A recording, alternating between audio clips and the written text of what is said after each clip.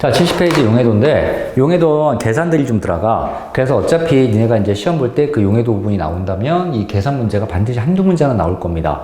그래서 맞으면, 그러니까 100점이면 그거 다 맞을 테고, 만약에 한두 개 틀렸다 면 용해도에 한두 개 틀릴만 하단 말이야. 그러니까 이제 제일 어려운 부분에서 계산 문제가 등장하기 때문에 지금 꼭 반드시 확실하게 정복을 좀 해나가야 돼. 근데 어렵지 않아. 쉬워. 자, 시작을 해봅시다. 자, 첫 번째 이제 쉬운 거는 그냥 금방금방 지나갈게요. 자, 용액이라는 개념이 나옵니다. 자, 용액은 예를 들어서 물에다가 설탕 집어넣으면 설탕물이 되는 거지. 그럼 설탕물 용액이 됩니다. 벌써 졸린 거 아니지? 너도? 덥냐? 에어컨 좀 킬까? 네.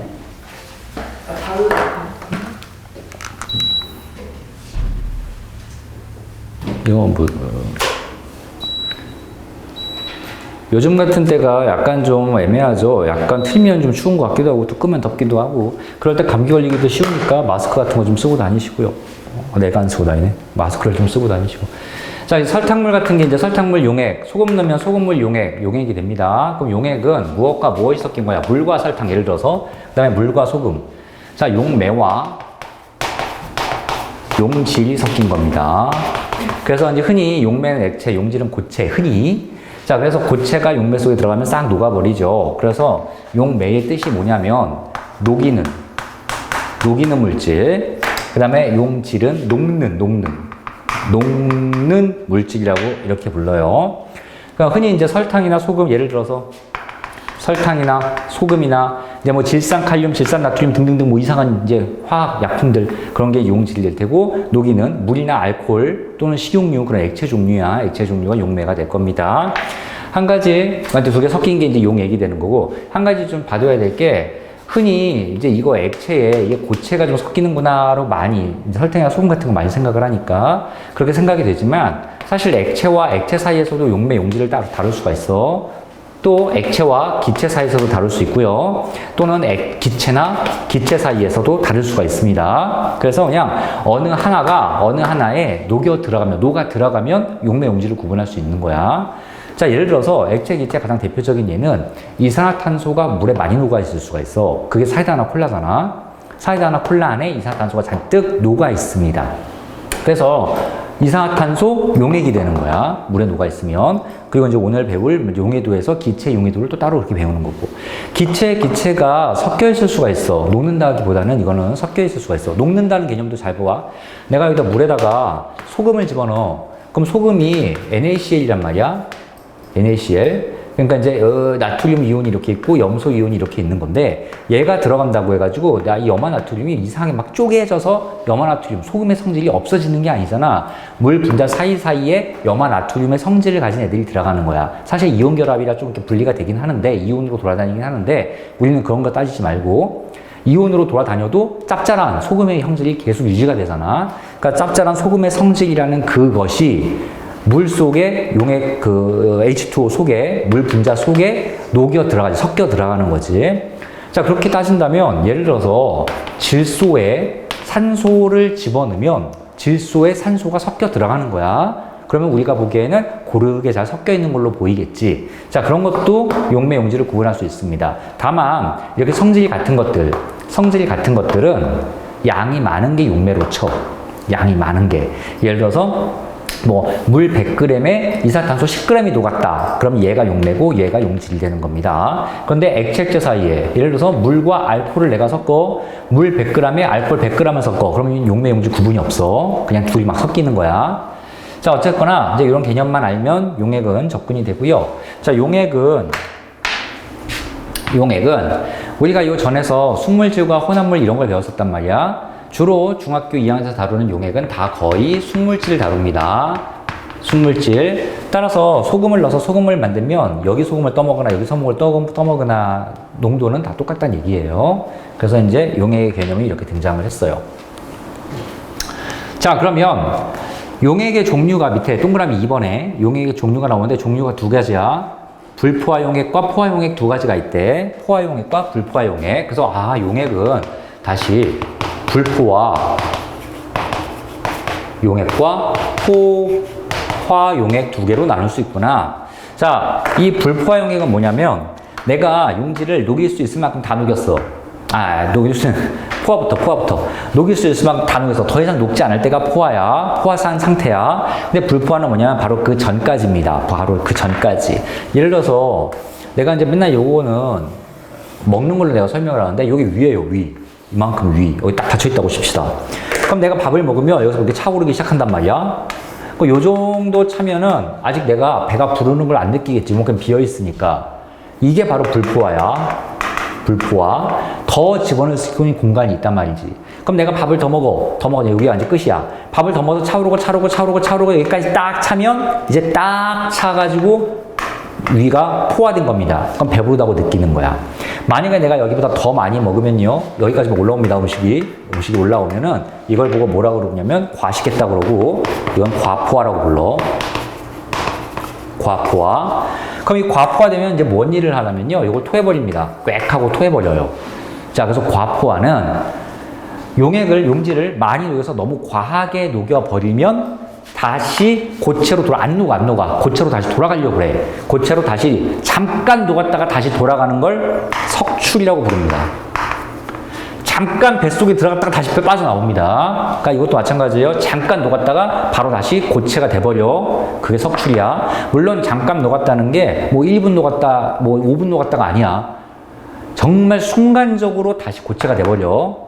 녹았다, 녹은 걸 우리 눈으로 확인도 못해. 그냥 바로 고체가 됩니다. 그래서 포화, 불포화, 과포화 이렇게 세 가지가 있고요. 우리는 당연히 이것은 제일 중요한 게 요거예요.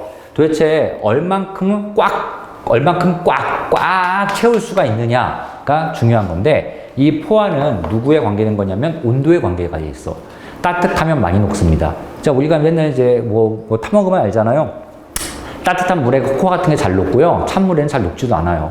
이런 커피도 마찬가지고요. 커피 가루 같은 거 이렇게 넣어봤자 찬물에는 녹지도 않고 둥둥 떠다니지. 다 따뜻할수록 잘 녹습니다. 일반적으로. 모든 물질이 다 그런 건 아니야. 차가울수록 잘 녹는 물질도 있어. 근데 자, 특히 고체는 따뜻할수록 잘 녹습니다. 자, 그래서 이번에 용해도라는 말이 나와. 이게 포화가 온도에 관련된구나. 그 온도에 따라서 막 얼마나 많이 녹는지가 변하니까 그거를 좀 숫자로 좀 알려줍시다. 라고 용해도라는 개념이 이렇게 등장을 합니다. 용해도. 자, 과학에서는 많이, 조금 이런 걸 되게 안 좋아하잖아. 그래서 따뜻한 물에서 많이 녹는다. 찬물에서 조금 녹는다. 잘 안 녹는다. 많이 녹으면 도대체 얼마가 많이야? 뭐 이만큼이 많이야? 이만큼이 많이야? 그래서 많이라는 말은 일상생활에서 쓰는 말이지 과학적인 용어가 아니란 말이지. 자, 정확하게 숫자로 얘기해주고 싶은 거야. 그래서 이제 과학자들이 용해도라는 개념으로 정의를 새롭게 만들었어. 자, 이제 책을 봅시다. 2번 용해도. 자, 밑줄 좀 쳐야 돼요. 밑줄 우리 쳤는가? 어떤 온도에서 밑줄 치라고 그랬죠? 어떤 온도 밑줄 치시고요. 자, 온도가 중요합니다. 어떤 온도. 다음, 용매 100g. 이건 아예 동그라미를 쳐야죠. 용매 100g. 기준이에요. 동그라미 치든 네모를 치든. 용매 100g. 용매가 아까 녹이는 애가 딱 기준이 100g이야. 흔히 우리는 용매를 물을 많이 쓸 거야. 그래서 물 100g에 얼마가 녹느냐를 보는 겁니다. 그래서 이제 용매 100g이 기준 양이고요. 최대로 녹을 수 있는 용질수, 용질 그램. 자, 요게 용질 그램까지 밑줄 딱 치면. 자, 여기 용해도의 정의입니다. 정의. 그래서 정의는 세 가지로 이루어져 있어. 어떤 온도가 주어지고요. 따라서 온도가 우리가 중요하게 볼 포인트야. 용매 100g은 사실 중요하게 볼 포인트가 아니야. 이건 기준이야. 만약에 용매 100g 안 줬으면 용매 100g을 맞춰버릴 거야. 그래서 용매 100g에 몇 g이 녹느냐. 이제 xg이겠지. 몇 g이 녹느냐. 그래서 이 세 가지 포인트로 용해도가 구성이 되어 있으니까 용해도는 무조건 그냥 외우세요. 용해도가 뭐냐라고 옆에서 툭 옆구리 찌르면서 물어보면 어떤 온도에서 용매 100g에 녹을 수 있는 최대의 용질 그램 수 이렇게 얘기해 주면 되는 겁니다.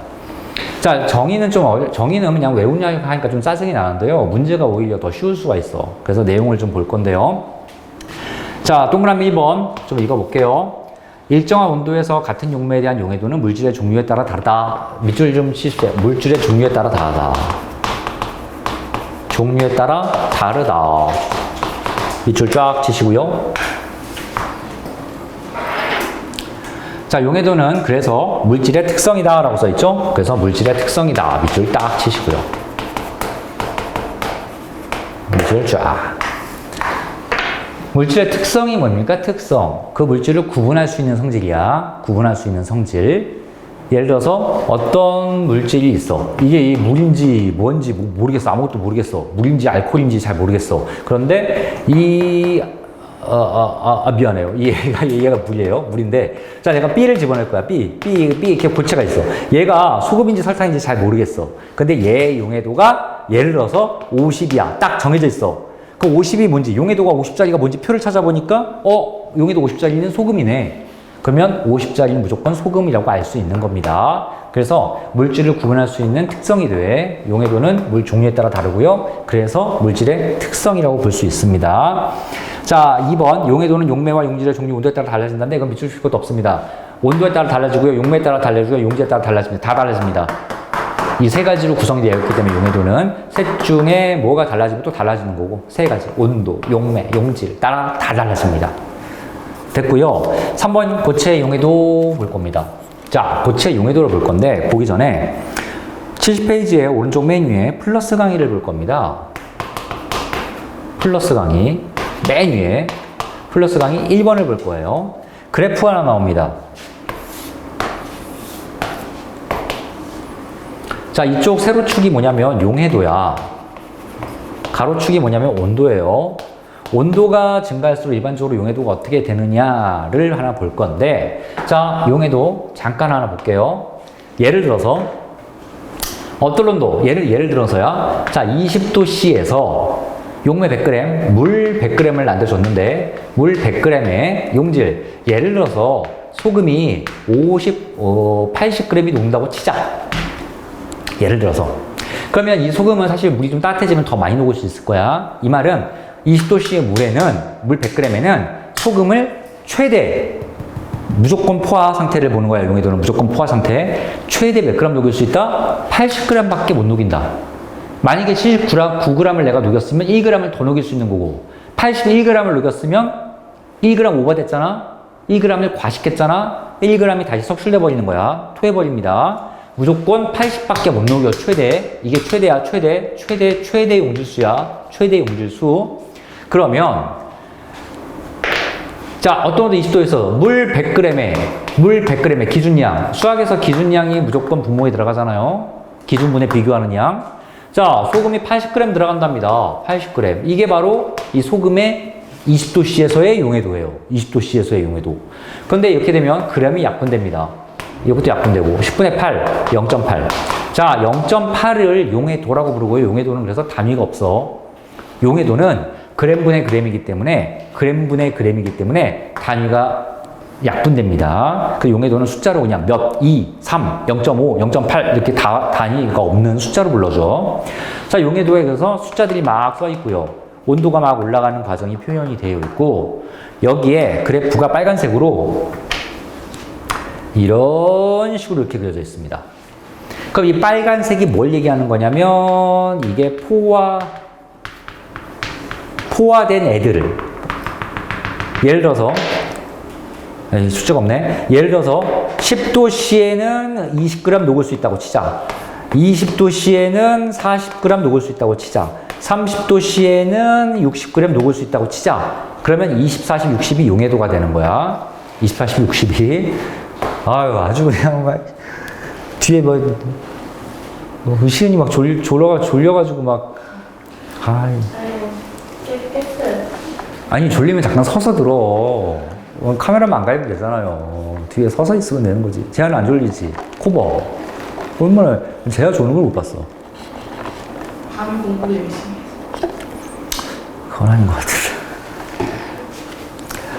자, 정신 조금만 좀 사립시다. 아우, 눈도 큰데요. 그 눈이 막 감기려고. 자, 이 빨간색 선은 포화선이야. 그 말은, 예를 들어서 소금이라고 치면, 소금은 10도씨에서는 20g밖에 못 녹이고, 20g을 녹이면 포화가 돼버리고, 20도씨에서는 40g을 녹이면 포화가 된다는 뜻입니다. 그래서 그 포화되는 지점만 콕콕콕 찍어서 선으로 연결하면 포화 곡선이죠. 곡선. 그래서 이걸 포화선 또는 포화곡선이라고 부릅니다. 그럼 이 포화곡선 윗부분은요, 과포화 지역이고요. 아랫부분은 불포화 지역이에요. 그래서 우리 책에 보면요, 아랫부분엔 불포화라고 써 있어요. 근데 위에, 여기가 이제 우리 책에는 노란색 부분으로 이렇게 칠해져 있지, 여기에 과포화라고 쓰세요. 예, 써 있지가 않아요. 과포화라고 쓰세요. 과포화 지역입니다. 포화곡선 윗부분은 과포화, 포화곡선 밑에는 불포화야. 됐지? 자, 요런 물질마다 요런 그래프를 따라갈 거야. 근데 물질마다 이런 그래프의 모양이 다 달라. 어떤 놈은 이렇게 생겼고, 어떤 놈은 이렇게 생겼고, 어떤 놈은 이렇게 생겼고, 등등등이 다 달라서, 그래서 싹 다 모아놓은 게 책에 있는 요런 그래프입니다. 자, 그래서 책에 있는 요런 그래프가 3번에 1번. 용해도 곡선이에요.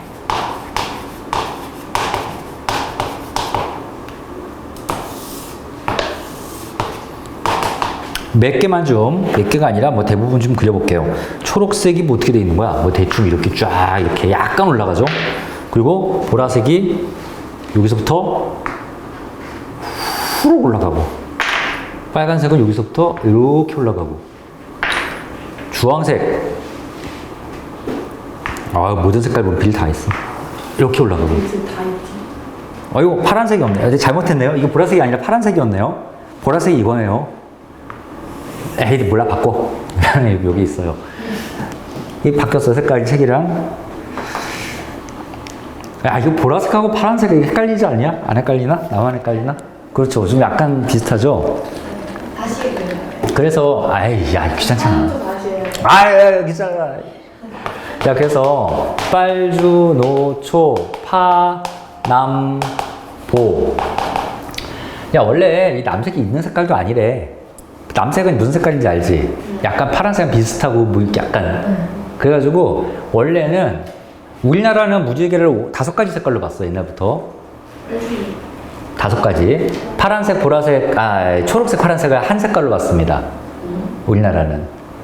약간 니네도 이제 이상하지 않아? 왜 신호등 보고 초록색 불을 어른들은 막 파란불 이렇게 많이 하잖아. 우리나라는 초록색하고 파란색을 그냥 같은 색깔로 봤대. 되게 웃기지. 근데 이제 요즘은 색깔이 분화가 돼서 오히려 신호등을 이제 초록불이라고 얘기했던데요. 근데 이제 아직까지 파란불 그러지 않나? 그 할머니들도 그렇고. 흔히 아무 생각 없이 그렇게, 나도 아무 생각 없이 그럴 때가 있고. 근데 이제 유럽은 뉴턴 시대에 그때는 또 6가지로 봤어요. 이렇게. 빨주, 노초, 파하보. 근데 행운의 7가지 색깔을 맞추려고 하나를 더 색깔을 여기다 집어넣은 겁니다. 빨주, 노초, 파, 남보. 그래서 무지개를 또 그런 거 나중에 한번 조사해봐. 전 세계마다 옛날부터 무지개를 몇 가지 색깔로 구분했는지 보면 되게 재밌어. 무지개는 사실 빨주노초 파남보가 끊어진 게 아니잖아. 부드럽게 막 변하잖아. 그라데이션으로 변하잖아. 맘만 먹으면 한 100가지 색깔로 나눌 수도 있지 뭐. 맘만 먹으면. 진한 빨강, 뭐 들진한 빨강, 진홍색 막 하면서 다홍색 막 하면서 막 구분할 수도 있잖아. 괜히 했네요. 하여튼 보라색, 파란색이 좀 구분이 안 됩니다. 안 되기는 내가 실수해놓고 괜히. 보라색이 염화칼륨이에요. 그 다음에 이 파란색이 염화나트륨인데, 초록색이. 염화나트륨은 다른 말로 소금이라고 부르지. 자, 다른 거에 비해서 이 소금은 좀 굉장히 아래쪽에 있어. 그 말은 무슨 뜻이냐면, 다른 거에 비해서, 다른 물질들에 비해서 잘 안 녹는다는 뜻이야. 소금이. 우리가 보기엔 소금 되게 잘 녹잖아. 근데 소금은 그나마 다른 거에 비해서야. 이 그래프에 있는 물질들에 비해서. 그래프에 있는 물질들에 비해서는 좀 덜 녹는 편이긴 한데요. 특징이 좀 있어요, 소금은. 이 빨간색이 뭐야? 질산나트륨이네. 잘 녹죠? 소금보다 한참 위에 있잖아요. 그 말은 잘 녹는다는 뜻입니다. 예를 들어서, 여기 온도가 예를 들어서 10도라고 치면, 10도에서 염화나트륨, 소금은 요거밖에 못 녹는데, 10도씨에서 질산나트륨은 이만큼이나 녹을 수 있는 거니까. 잘 녹는 거야. 소금보다 훨씬 잘 녹아요. 보라색도 잘 녹죠. 보라색은 질산칼륨이에요. 여기서는 질산칼륨. 그 다음에 여기 주황색은 뭐였냐? 황산구리 2.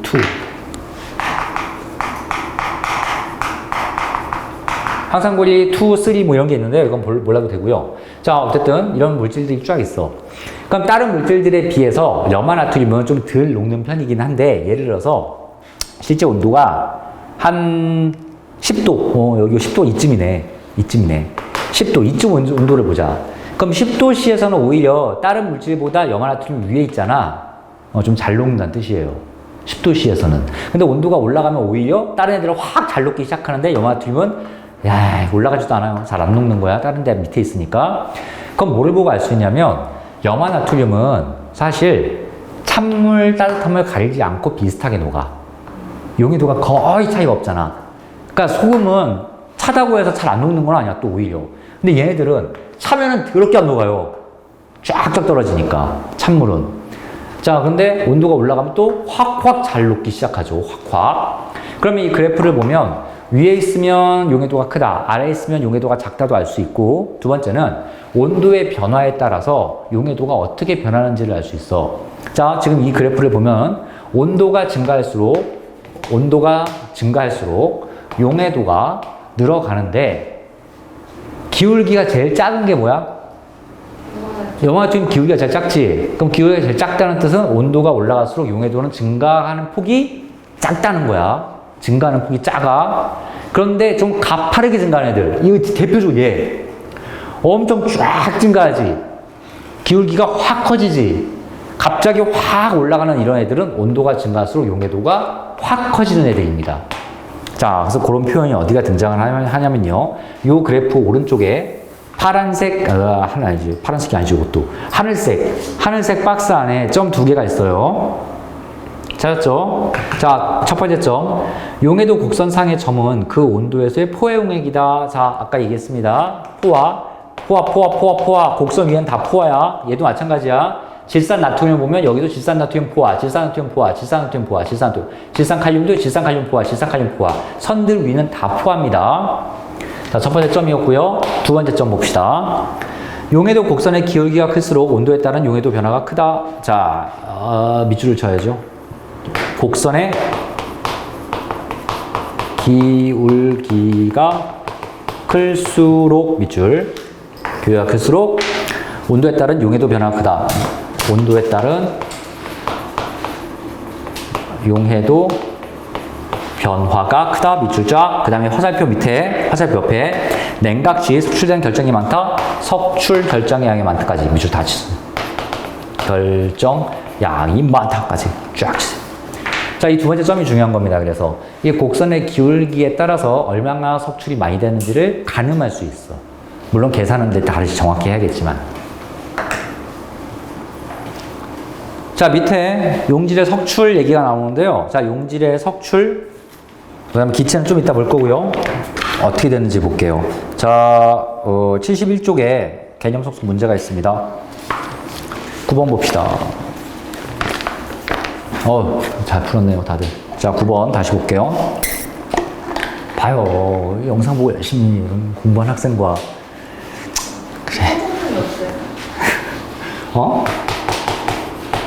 자, 9번 잠깐 문제 볼게요. 71페이지 9번. 60도씨의 물 25g에 고체물질 A 10g 있다. 자, 일단 60도씨 물 몇 그램? 25g에 고체물질 A 10g을 녹였더니 10g을 딱 녹였더니 포화가 되었대. 그럴 때 이때 60도씨에서 용해도를 구하세요. 자, 60도씨에서 물 25g에 A를 딱 10g을 녹였더니 더 이상 녹지 않았다. 이게 이미 포화야. 이미 포화된 상태를 지금 설명을 해주고 있는 거지. 근데 용해도에서 뭐라 그랬냐면 용해도는 어떤 온도? 특정 온도. 특정 온도가 60도야, 여기서는. 이 온도가 변하지도 않았어. 됐어요? 자, 물 25g. 여기서 좀 이상하죠? 무조건 기준은 뭐다? 물 100g. 그러면 물 25g에 10g이 녹을 수 있었다면, 10g까지 녹을 수 있었다면, 물을 내가 이거의 4배 곱하기 4를 해서 100g으로 늘리면 A는 몇 g 녹을 수 있었을까?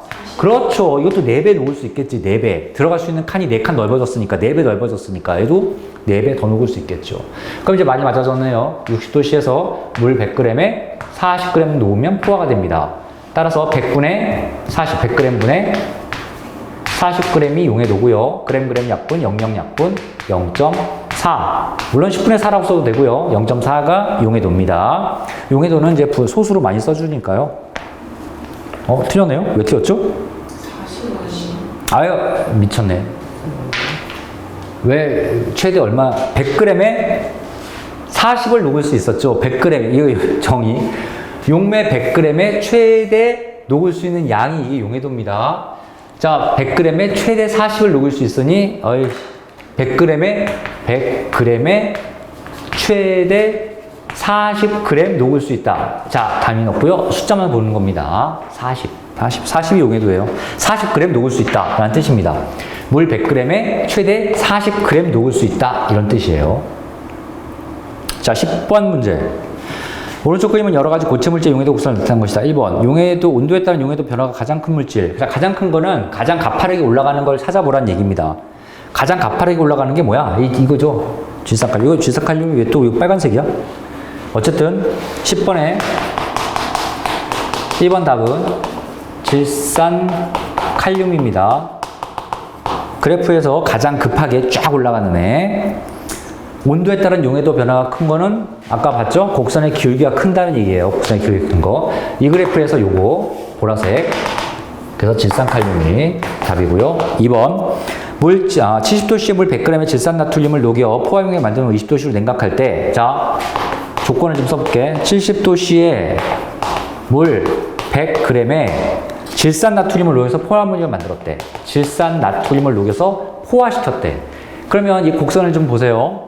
질산나트륨 곡선만 쳐다봐. 질산나트륨이 뭐냐? 이 파란색 곡선이야. 파란색 곡선에서 70도씨의 물 100g에 최대 몇 g을 녹일 수 있는지 봐봐. 70도씨가 숫자로는 표현이 안 되어 있는데요. 점선으로 표시가 되어 있네요. 질산나트륨. 이렇게 여기가 60이라고 되어 있고요. 여기가 80이라고 되어 있고요. 그렇죠? 여기에 숫자가 140이라고 써 있죠? 140. 따라서 70도씨의 물 100g에 질산나트륨 140g이 녹아있을 수 있어, 지금. 포화됐다고 했으니까 최대 140g이 녹아 있는 거야. 됐지? 얘를 20도씨로 냉각했대. 얘를 20도씨로 냉각했어. 그러면 또 20도씨의 물 100g에는 최대 몇 g이 녹아갈 수 있는지 그래프에서 봅시다. 20에는 질산나트륨 몇 g 녹아갈 수 있느냐? 20에는 질산나트륨 87 아닌가 이거? 그래서 질산나트륨 87g이 녹아있을 수, 최대 녹아있을 수 있습니다. 그지? 자, 그러면 아니 100g에 최대 140g이 녹아있을 수 있었던 놈이 녹아있어. 지금 140도 녹아있어. 온도가 떨어지니까 100g에 87밖에 못 녹아있네? 그러면 그 차이가 얼마야? 여기 53g인가? 아니요. 그러면 뭐 차이가 몇 g인데? 53g 맞잖아. 140에서 87 빼고 53이잖아. 그래서 53g은 어떻게 되는 겁니까? 토해내는 겁니다. 다시 석출돼 버려요. 그래서 답이 53g이야. 답이. 자, 이 과정을 좀 잘 봐야 돼. 이제 여기서 이제 물 가지고 장난을 치고 양을 막 조절시킬 겁니다. 그것만 우리가 수학적으로 조금만 계산하면 끝이야. 다시 요것만 보고 좀 쉽시다. 쉴 필요도 없네요. 왜요? 기체까지. 시간이 남네요. 안 나왔어요. 왜 그래. 자, 70g짜리 물 100g에 질산나트륨 140g을 최대로 녹일 수 있는 거야. 그럼 내가 지금 이 뜨끈뜨끈한 물 70도면 되게 뜨거운 겁니다, 사실. 물 100g에 질산나트륨을 몇 그램? 140g을 넣어가지고 다 녹여버렸어. 이 안 질산나트륨 140g 녹아 있는 거야. 됐지? 뜨끈뜨끈하게 다 녹였어. 내가 얘를 막 식혀. 냉장고에 집어넣어가지고 온도를 쫙 떨어뜨려. 온도를 쫙 떨어뜨렸더니 이 안에는 최대 87g 밖에 녹아있을 수가 없어. 아니, 내가 지금 140g 녹아있잖아. 여기 140g 들어있잖아. 140g이 들어있는데 온도가 떨어진 이후로 87g 밖에 못 녹아있어. 최대 87g 밖에 못 녹아있어. 그럼 나머지 53g은 어떻게 돼야 돼? 가루로 가라앉습니다. 다시 가루가 생기는 거야. 그래서 다 물이 녹아가지고 질산칼륨이 원래 없었는데 고체가 돼서 밑에 가라앉아 버려. 그 고체가 다시 녹아있던 액체가 다시 고체로 돌아가는 과정을 석출이라고 불러. 석출이라고. 자, 굉장히 쉬운 과정이야. 예를 들어서 의자가 140개가 있어. 140개의 애들을 다 140명을 앉혀놨단 말이야. 140명이 딱 앉히면 이제 의자가 끝이야. 근데 내가 온도가 떨어지니까 앉을 수 있는 의자가 87개로 줄어버립니다. 87개로 줄어버려요. 그럼 나머지 53명은 어떻게 하겠어? 서 있어야지, 이제. 못 앉아있어. 다시 서 있는 이런 애들을 구하라 라는 얘기입니다. 의자가 줄어버린 거야. 애들이 앉을 수 있는 의자가 사라져버려. 온도가 떨어지니까 용해도가 줄어서. 자, 문제를 좀 쉬고 합시다. 도저히 안 되겠네.